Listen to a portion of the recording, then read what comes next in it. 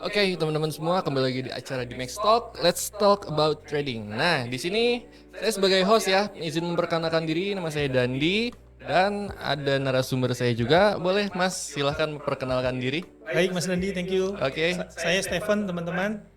Hari ini sama-sama Mas Dandi kita akan bicara soal trading. Betul sekali. Dan kebetulan untuk judul kali ini adalah kita akan membahas tentang pair terbaik 2024 ya. Pair terbaik 2024 menurut Mas Stephen sendiri. Ya. Nah, seperti itu. Mungkin kalau kita ngomongin pair terbaik kan istilahnya nyaman-nyamanan ya Mas Stephen ya. Mungkin ada yang nyaman dengan volatilitas tinggi, ada yang nyaman dengan volatilitas rendah. Tapi kalau menurut Mas Stephen sendiri nih, pair untuk tahun ini, untuk tahun 2024 yang terbaik apa dan faktornya kenapa bisa dikategorikan sebagai pair terbaik seperti itu? Oke.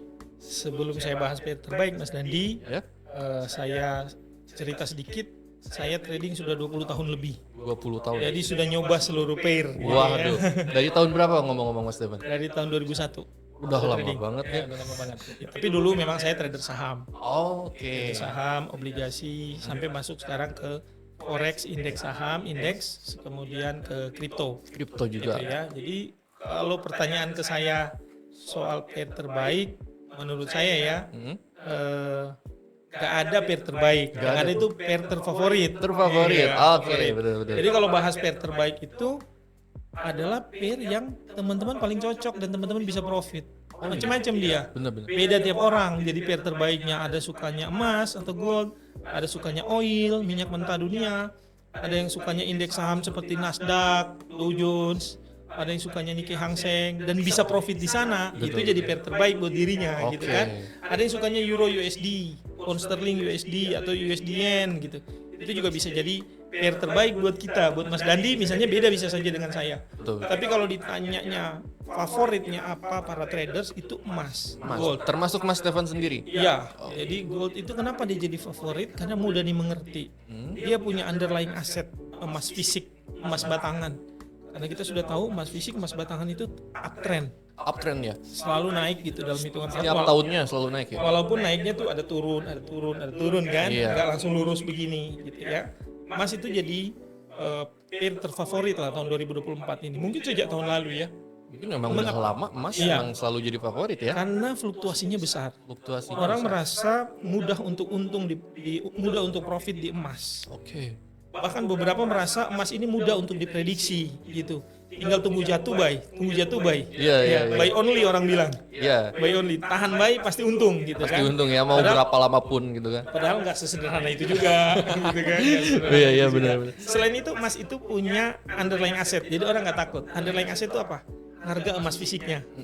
Ya harga produksi emas, kemudian harga emas fisik di toko-toko emas atau harga emas batangan.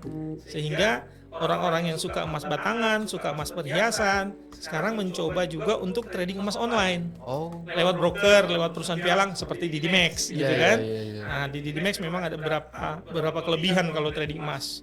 Itu jadi banyak juga yang memang cari broker yang banyak kelebihan seperti di Dimex untuk bisa trading emas. Nah, kira-kira begitu. Lanjut lagi Mas Dandi. Saya bikin satu komunitas trader. Oh. Namanya Smart Trader. Smart Saya trader. pakai nih. Trader pintar berarti ya. Iya, Smart Trader. Jadi di komunitas itu kita mengedukasi orang banyak untuk belajar gratis lewat media sosial yang Smart Trader miliki. Bisa TikTok, bisa YouTube, bisa juga Instagram gitu ya.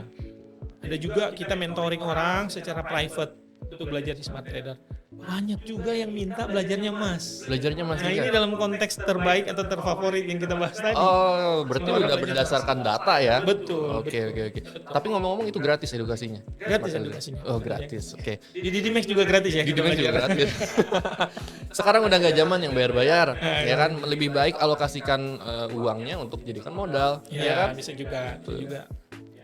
Oke, lanjut untuk pertanyaan kedua. Bagaimana kondisi fundamental global seperti kebijakan moneter, pertumbuhan ekonomi, dan geopolitik mempengaruhi kinerja pasangan mata uang tertentu pada tahun ini? Dan bagaimana menilai dampaknya terhadap potensi trading? Oke. Trading itu kan harus punya modal yang cukup pertama. Betul. Money manajemennya harus benar. Yang kedua, kita memahami ekonomi global. Kita memahami yang namanya fundamental analysis, ya. Memahami fundamental analysis itu diawali dengan berusaha memahami kebijakan bank sentral. Kebijakan bank sentral kan identik dengan naikin suku bunga, Iya. turunin suku bunga, atau suku bunganya tetap. Tetap. Nah, kebijakan bank sentral yang paling orang tunggu itu kebijakan bank sentral Amerika. Karena Namanya The Fed, gitu ya. karena mempengaruhi banyak Betul. pair mata uang ya. Ya, maupun karena hampir emas. seluruh mata uang kan against atau melawan US dollar kan. Iya, gitu. betul. Mata uang dunia tuh euro USD, GBP USD, Aussie USD, USD Yen, Pound USD sterling, Swiss. pound Ya, sterling USD. ya, itu kan kalau The Fed kasih statement apa tentang suku bunga Iya. itu bergejolak. Bergejolak. Termasuk juga emas. Termasuk emas emas juga ya? bergejolak. Orang bilang identik dengan kalau dolar menguat emasnya turun, kalau dolar melemah emasnya naik gitu Iya, ya. itu selalu kayak gitu nggak Mas Stefan? Enggak selalu. Nggak selalu ya? Tapi 70% begitu. Oke. Tidak selalu begitu karena ada faktor-faktor lain. Tidak juga hanya naik turunnya emas bukan cuma faktor pergerakan USD. Naik turun emas yang paling utama kan adalah permintaan dan penawaran terhadap emas. Supply demand ya. Supply demand. Oke. Jadi banyaknya permintaan itu membuat emas bisa naik tinggi gitu. Kalau kembali lagi ke tanya bagaimana ekonomi global, bagaimana fundamental mempengaruhi pergerakan pair-pair ini, wah sangat. Kebijakan bank sentral itu sangat mempengaruhi pergerakan harga. Adanya perang di Timur Tengah mempengaruhi melonjaknya harga emas dan harga oil. Gitu kan? Iya. Kemudian kebijakan bank sentral yang mau keluar ini trennya katanya mau cut interest rate, ya turunin suku bunga, mempengaruhi juga, gitu ya. Turun suku bunga rendah akan membuat indeks saham cenderung naik. Suku bunga rendah akan membuat emas cenderung misalnya turun, gitu kan. Yang seperti itu kira-kira. Jadi kita memang sebagai trader harus paham kondisi ekonomi global, kondisi geopolitik, seluruh hal yang berkaitan dengan fundamental analysis. Oke. Nah, kalau kita dengar ya dari sudut pandang orang awam, kayaknya itu rumit sekali ya kalau didengar dari telinga kita gitu ya. Tapi kalau belajar fundamental analisis tuh mudah apa gampang, Mas Stefan? Menurut saya nggak terlalu sulit. Oke. Kalau benar-benar digeluti, benar-benar kita serius mau belajar itu nggak terlalu sulit. Intinya harus mau membaca ya kayaknya. Cuma memang banyak istilah ekonomi di dalamnya, banyak pengetahuan ekonomi terutama makro ya yang harus kita pelajari. Tapi kan kita jurusan apapun waktu kuliah, kalau kita mau lanjut misalnya strata 2 magister, kan bisa ngambil ekonomi, bisa juga ngambil makro gitu untuk memahami itu. Betul. Di tempat mentoring biasanya paling awal diajarin itu selain money management, penggunaan modal yang tepat, itu diajarin yang utama itu adalah fundamental memang dulu ya. Fundamentalnya ngerti, kebijakan bank sentral, kebijakan moneter, kemudian kebijakan fiskal pemerintah, data-data ekonomi yang akan keluar, gitu kan, data-data inflasi, data-data tenaga kerja, pengangguran, non-farm payroll, data-data pertumbuhan ekonomi, gitu ya. Itu yang paling utama dari data-data ekonomi fundamental. Itu bisa dipelajari, nggak terlalu sulit. Nggak terlalu sulit, asalkan kitanya Kita mau belajar. Baru kita belajar sentimen market. Bagaimana pelaku pasar bereaksi terhadap fundamental. Itu ada ilmunya juga. Gitu. Ada ilmunya juga ya. Saya mengistilahkannya sentimental analysis gitu. Menganalisa sentimen market. Jadi kadang kan kita bilang newsnya begini kok beda ya bergeraknya harga. Ya karena ada pengaruh sentimen market. Sekarang sudah lebih dipermudah. Ada tools untuk melihat sentimen market itu. Gitu. Saya baru tahu loh itu. Namanya Commitment of Trader. Ada COT. Data COT itu data posisi pelaku pasar besar di Amerika. Mereka pegang buy apa pegang sell lebih banyak. Terhadap ada satu datanya. Ada datanya. Ada datanya, kita bisa analisa lewat itu. Cuma ini data lebih berpengaruh kalau kita intraday atau swing trade. Kalau kita scalping dia tidak terlalu pengaruh. Kalau kita scalping lebih kepada indikator ya. Lebih kepada technical. Betul, kalau fundamental lebih cenderung untuk swing ya. Swing sampai long term bahkan ya. Fundamental dan sentimental itu lebih ke swing. Itu ada ilmunya. Baru kita bisa masuk ke entry dan exit. Nah, di sini peran penting technical itu entry exit. Entry exitnya. Entry exit yang tepat itu pakai technical. Nggak mungkin pakai fundamental kan gitu. Ya kalau fundamental kan kapannya juga nggak ada data tepatnya gitu ya. Iya betul. Oke. Kira-kira begitulah Mas. Oke, terima kasih Mas Stefan. Ini ada pertanyaan selanjutnya. Apakah ada tren teknikal tertentu yang menonjol dalam beberapa pasangan mata uang pada tahun ini? Dan bagaimana Mas Stefan menafsirkan pola-pola tersebut untuk mengidentifikasi peluang trading yang berpotensi? Tren yang menonjol itu kan secara fundamental pertama. Oke. Yang menonjol itu adalah tahun ini, ya kita sudah tahu inflasi Amerika kan mulai turun. Kalau dia turun terus sampai ke target 2%, Bank Sentral Amerika The Fed itu kan akan cut interest rate. Cut interest rate itu identik dengan USD melemah. Nah, gampang kan kalau USD melemah berarti kita buy Euro USD gitu kan? Iya, Buy buy XAU, ya buy XAU, Gold. kemudian buy pound sterling USD, sell USD JPY. sell USD Oke. JPY. Itu kalau nanti benar cut interest rate. Sampai sekarang belum di-cut juga kan? Oke. Ya, karena belum secara fundamental Bank Sentral melihat, The Fed melihat ini belum saatnya di-cut. Inflasi pertama belum sampai 2. Yang kedua, data-data ekonomi di suku bunga tinggi ini data ekonomi tetap bagus. Padahal biasanya kalau suku bunga tinggi, data ekonomi itu jelek. Pengangguran itu naik biasanya. Ini justru bagus. Justru masih tetap bagus, jadi nggak perlu buru-buru potong suku bunga. Gitu. Jadi dolar masih tetap strong gitu ya. Yang aneh memang gold. Biasanya strong dolar identik dengan gold turun. Tapi ini goldnya malah naik gitu. Tapi kalau gold kan ada efek ada efek perang gitu ya, ada sentimen-sentimen market yang lain, ada juga permintaan yang banyak dari China borong emas batangan gitu kan, jadi nggak semata-mata cuman kebijakan The Fed menggerakkan gold, banyak hal lain gitu. Nah, mungkin bisa dijelaskan juga Mas Stefan, kenapa kalau terjadi perang harga emas naik? Emas itu diistilahnya jadi safe haven. Safe haven. Jadi kalau terjadi perang dan terjadi ketidakpastian, orang lebih suka pegang dolar dan pegang emas. Dolar akan menguat, emas akan menguat. Oh, jadi gitu. Jadi dua-duanya simpanan menguat ya? gitu ya. Gitu biasanya. Tapi stock market atau saham biasanya jatuh. Oh, jatuh ya? Jatuh. Ya, orang beli gold, orang beli dolar, orang jual saham. Jual saham. Kalau terjadi ketidakpastian, biasanya itu yang terjadi. Sehingga satu lagi, oil juga naik biasanya. Oh, minyak mentah. Iya, ketidakpastian tuh minyak mentah naik. Jadi hampir berbarengan itu pair atau komoditas yang jadi safe haven itu cenderung akan naik kalau terjadi istilahnya tuh ketidakpastian. Bukan cuma perang, bisa kondisi politik, deadlock politik, bisa demo di mana-mana, bisa juga terjadi bencana alam. Iya. Yang penting satu ketidakpastian lah biasanya Ketidakpastian. diistilahkan. Rata-rata orang tuh nggak suka ketidakpastian ya. Iya, mau yang pasti-pasti jangan digantung. Betul. Oke, pertanyaan selanjutnya. Dalam situasi ketidakpastian global seperti saat ini, apakah ada pasangan mata uang yang lebih stabil atau lebih beresiko? Dan bagaimana para trader sebaiknya mengelola resiko saat bertransaksi dengan pair-pair tersebut? Jadi pada saat terjadi ketidakpastian, itu market volatile, fluktuasinya sangat besar. Tidak disarankan untuk nahan posisi lama-lama kalau saya bilang. Polanya pun berantakan. Polanya bisa acak, bisa tiba-tiba break high, siangannya balik break low, gitu kan. Jadi scalping pilihan tepat kalau saya ya. Oh gitu ya? Iya, scalping pilihan tepat. Kalau kita menang kita langsung dapat, kalau kita kalah kita nggak kalah banyak, gitu. Scalping pilihan tepat menurut saya untuk ketidakpastian ini, gitu.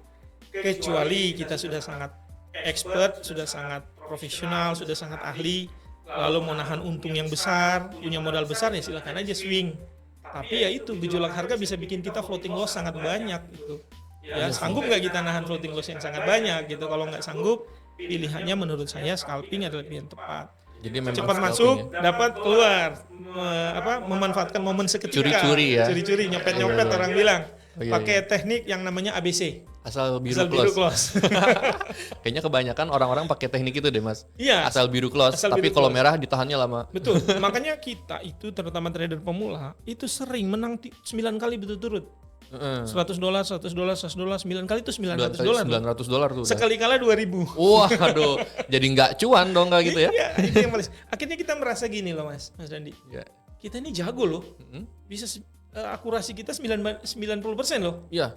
Kok equity saya turun ya? Kan gitu. Resiko manajemen resikonya berarti yang jelek. Iya. Orang tuh nggak rela cut loss. Ah. Orang tuh nggak ada yang rela cut loss di dunia ini mungkin. Nah, kalau dia sudah sangat profesional, pasang SL aja. Iya. Karena kalau bilang nanti aja deh di close manual, nggak ada yang rela. Percaya Pasti deh. mikirnya Nggak ada yang rela. nanti juga naik Nanti lagi. juga balik naik. Heeh. Karena juga sering kejadian kita disiplin cut loss, harganya balik. Itu nyesek tuh. Iya. Lalu ada juga cerita gini Mas Dandi. 80% dari SL yang kita pasang itu kena. 80% ya? Iya, jadi orang itu merasa nggak perlu pasang stop loss karena 80% kena. gitu kan. Iya. Nah, Jadi itu nggak kira-kira. cuan juga ya. Nggak cuan juga. Jadi orang malas. Tapi sebenarnya kalau yang 80% kena ini berarti akurasi dia menggunakan tekniknya, berbagai macam analisis dan indikatornya itu belum sampai di titik yang di atas 70% akurat. Iya. Kalau sudah di atas masih itu, rendah. iya, kalau udah itu memang nggak perlu takut cut loss. Toh kita menang lebih dari 5 kali dari 10. Kita menang 7 kalah 3. Andai itu sama-sama $100, 700 menang, 300 kalah, masih ada surplus $400. Betul ya, dengan Sayangnya risk ratio kita- 1:1 berarti. Betul, sayangnya kita lossnya suka lebih banyak Mas Dandi. Gitu. Jadi 1 kali loss aja udah ngehantem semua profit gitu ya. Bahkan makan pokok kita, Iya. modal gitu. Modal. Modal juga. Ujung-ujungnya ada kayak equity menipis. gitu. Betul. Udahlah, nggak usah trading katanya. Ganti indikator lagi. Ganti-ganti aja terus. Ganti gitu. mentor, ganti Wah. broker. Segala diganti hasilnya masih gitu-gitu. Padahal aja. sama aja. Sama aja sebenarnya. Iya, tergantung kitanya aja. Betul. Oke, selanjutnya bagaimana Mas Stefan memadukan analisis fundamental dengan analisis teknikal untuk mengidentifikasi pasangan mata uang yang memiliki potensi terbaik saat ini? Dan strategi apa yang Mas Stefan sarankan untuk mengambil keuntungan dari pergerakan harga yang potensial tersebut? Oke, gini. Sangat tergantung tujuan teman-teman semua. Tujuannya mau jangka agak panjang atau mau singkat aja mau cari untung. Mau besar atau kecil tapi sering-sering, gitu kan? Kalau mau besar ya udah pasti swing. Kalau nggak long Swing term. tahan long term gitu. Kalau mau kecil tapi sering dan nggak risikonya minim, ya scalping saja. Ya. Kalau ditanya pairnya apa, bebas. Yang teman-teman sudah backtest, sudah uji coba di demo akun, sudah trading kecil-kecilan dan menang lebih sering, pilih aja pair itu. Jadi saya tidak menyarankan satu pair tertentu. Pair yang paling teman-teman suka, paling teman-teman kuasai, sudah sering ngamatin, sudah sering trading itu aja terus dimantepin, jadi spesialisasi, jadi sangat ahli di pair itu dengan menggunakan indikator tertentu juga yang sangat kita kuasai. Jadi kalau sarannya pair apa, bebas kalau soal pair. Sarannya apa untuk indikator, bebas juga indikator. Asal kita suka dan kita kuasai kalau indikator itu. Nah, ada banyak indikator yang sebenarnya akurat. Cuma ada yang akurat di saat market bolak-balik, sideways, flat. Ada yang akuratnya waktu market trending. Nah, kita memadukan itu kalau indikator. Ya, memadukan indikator-indikator yang trending sama indikator yang osilator, yang flat gitu ya. Osilator misalnya stokastik atau RSI. Trending misalnya moving average gitu ya. Bollinger Band. Bollinger Band juga bisa digabungin. Lalu bagaimana menggabungkannya dengan fundamental? Fundamental itu penggerak harga. Technical itu tempat entry exit, tidak menggerakkan harga. Jadi memang harus secara utuh kita pahami money management dulu, modalnya cukup, pakai uang dingin, uang anggur. Fundamentalnya kita paham, arah besarnya kita dapat, kita hanya akan masuk sesuai fundamental. Sentimentalnya kita dapat juga, sentimen market, kita hanya akan ikut fundamental dan sentimen market. Sama-sama bilang buy, fundamentalnya buy, sentimennya buy, kita cari best price, secara teknikalnya. Jadi bukan langsung ujuk-ujuk cari di teknikal, nggak bisa juga. Jadi harus dipadukan dua hal tersebut ya. Harus utuh dia menggabungkan, yang nggak bisa. Makanya orang bilang pakai teknikal bisa profit, bisa, tapi bisa saja kebetulan.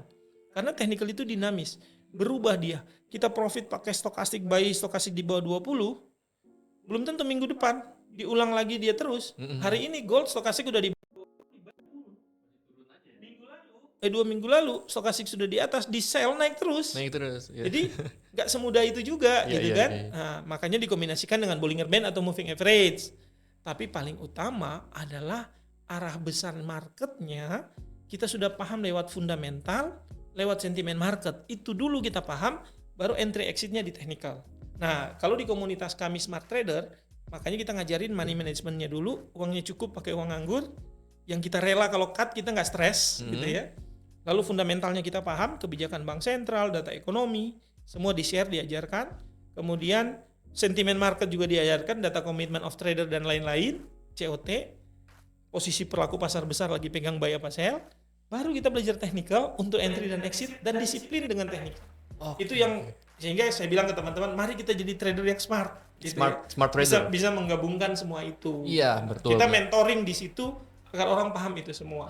Lewat berbagai macam edukasi yang gratis, maupun kalau private memang bayar kalau private. Kalau yang rame-rame selalu gratis. Oh, berarti ini luar biasa banget ini tipsnya ya. Jadi Iya. teman-teman di Maxtalk ya istilahnya di sini. Iya. Teman-teman di Maxtalk itu mendapatkan tips yang luar biasa dari Mas Stefan. Berarti ya itu antara kita menggabungkan teknikal dengan fundamental ya kan supaya nggak jadi rancu gitu kan. Kalau Betul. teknikal seperti stokastik tadi udah di 80 masih naik, udah di Karena 20 masih fundamentalnya turun. naik. Karena fundamentalnya naik ya kan. Iya, kita harusnya cuma cari buy aja, jangan cari sell-nya. Nah, itu dia. Jadi itu adalah salah satu tips ya untuk menggabungkan antara Betul. teknikal dan fundamental agar menjadi analisa yang utuh. Seperti itu ya, Mas Stefan. Semuanya ikut fundamental dan sentimen market dulu. Oke. Teknikalnya cuma ikut.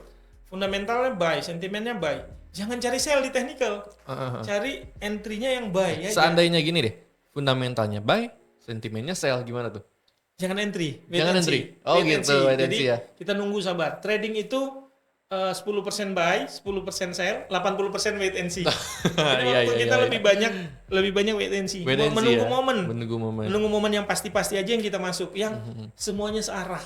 Sama-sama buy, kita cari teknikalnya buy. Sama-sama sell, kita cari teknikalnya sell. Jangan maksa di teknikalnya harus naik atau turun. Enggak. Teknikal nggak bisa dipaksa untuk menaikkan atau menurunkan harga. Yang bisa itu fundamental dan sentimen market. Yang bisa menaikkan dan menurunkan harga. Nah, itu pengalaman saya. Nggak ada di textbook juga. Kalau mau lihat di buku-buku nggak akan sampai ada ya. sedetil itu. Oke, gitu oke, ya. oke. Ini berdasarkan pengalaman selama 20 tahun ya, Mas Iya, Stefan. iya. Oke, siap. Nah, ini ada pertanyaan lagi selanjutnya. Apakah ada peristiwa khusus yang mungkin mempengaruhi volatilitas atau arah pergerakan pasangan mata uang tertentu pada tahun ini? Dan bagaimana para trader sebaiknya mempersiapkan diri untuk menghadapi perubahan pasar yang mungkin terjadi? Peristiwa khusus itu kan ada dua. Satu itu terjadwal. News itu terjadwal. Di kalender forex. Berita di kalender forex, di trading economics gitu ya, forex factory dan lain-lain. Itu news yang terjadwal. Ada non-farm payroll tiap Jumat pertama, ada FOMC meeting tiap 45 hari, hampir 2 bulan ada FOMC meeting gitu. Nanti malam ada gitu kan. Ya, yang seperti itu kan terjadwal. Itu bisa diantisipasi. Kita bisa ikut arah fundamental itu. Atau kalau kita ragu, justru di peristiwa besar kita nggak usah trading. Kalau kita ragu, nggak usah trading. Cari yang marketnya tenang untuk bisa trading. Itu tips pertama. Yang kedua, ada juga kejadian-kejadian yang tak terjadwal. Seperti perang. Perang, gempa bumi, kondisi ketidakstabilan ekonomi, intervensi bank sentral.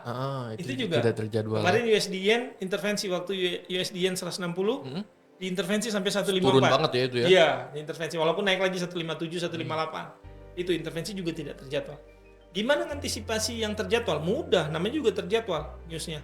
Kita nggak usah trading di news besar itu bisa. Karena udah ada waktunya ya. Iya, yang sulit diantisipasi kejadian seperti perang. Karena perang kan nggak mungkin dijadwal ya. Nggak lucu juga Iya, kalau perang nggak mungkin dijadwal, bencana Iya. dijadwal, perang dijadwal, kejadian-kejadian penting di dunia yang itu kan nggak ada jadwalnya. Iya. Gitu. Kalau tapi sebenarnya kalau politik, geopolitik masih bisa. Geopolitik yang mana? Pemilu, kerusuhan karena pemilu itu juga bisa kita duga gitu. Prediksi ya. Bisa kita prediksi fundamentalnya akan kemana, gitu kira-kira.